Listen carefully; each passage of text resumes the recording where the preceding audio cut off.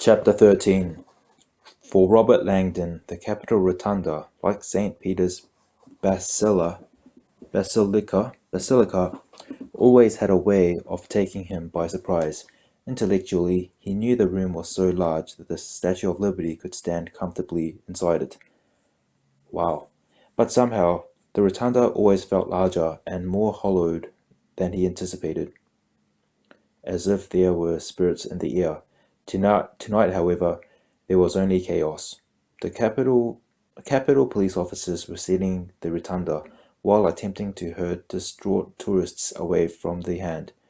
The little boy was still crying. A bright light flashed, a tourist taking a photo of the hand, and several guards immediately detained him, taking his camera and escorting him off. In the confusion, Langdon felt himself moving forward in a trance, slipping through the crowd, inching closer to the hand. Peter Solomon's severed right hand was standing upright, the flat plane on the detached wrist skewered down onto the spike of the small wooden stand. 3 of the fingers were closed in a fist, while the thumb and index finger were fully extended, pointing up towards the soaring dome. "Everyone back," an officer called. Langdon was close enough now that he could see the dried blood which had run down from the wrist and coagulated on the wooden base. Post-mortem wounds don't bleed, which means Peter is alive. Langdon didn't know whether to be relieved or nauseated. Peter's hand was removed while he was alive. Bile rose in his throat. He thought of all the times his dear friend had extended this same hand to shake Langdon's or offer a warm embrace. For several seconds, Langdon felt his mind go blank, like an untuned television set broadcasting only static. The first clear image that broke through was utterly unexpected. A crown and a star.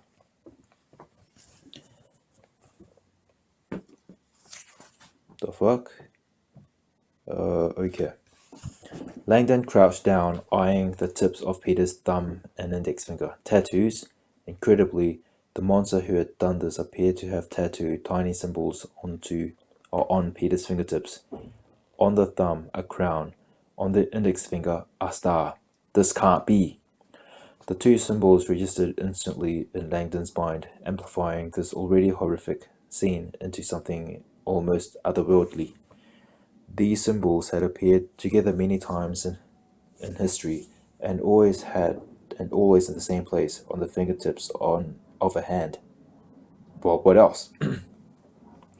It was one of the ancient world's most coveted and secretive icons, the Hand of the Mysteries. The icon was rarely seen anymore, but throughout history it had symbolized a powerful call to action. Langdon strained to comprehend the grotesque artifact now before him. Someone crafted the Hand of the Mysteries out of Peter's hand? It was unthinkable. Traditionally, the icon was sculpted in stone or wood, or rendered as a drawing. Langdon had never heard of this. Langdon had never heard of the Hand of the Mysteries being fashioned from actual flesh. The concept was abhorrent. "Sir," a guard said behind Langdon, "please step back." Langdon barely heard him. There are other tattoos. Although he could not see the fingertips of the 3 clenched fingers, Langdon knew these fingertips would bear their own unique markings. That was the tradition. 5 symbols in total. Through the millennia, the symbols on the fingertips of the Hand of the Mysteries had never changed, nor had the hand's iconic purpose. The hand represents an invitation. Langdon felt a sudden chill as he recalled the words of the man who had brought him here. "Professor, tonight you're receiving the invitation of your lifetime." In ancient times, the Hand of the Mysteries actually served as the most coveted invitation on earth. To receive this icon was a sacred summons to join an elite group, those who were said to guard the secret wisdom of all the ages. The invitation was not only a great honor, but it signified that a master believed you were worthy. But it signified that a master believed you were worthy to receive this hidden wisdom. The hand of the master extended to the initiate. Initiate. Initiate.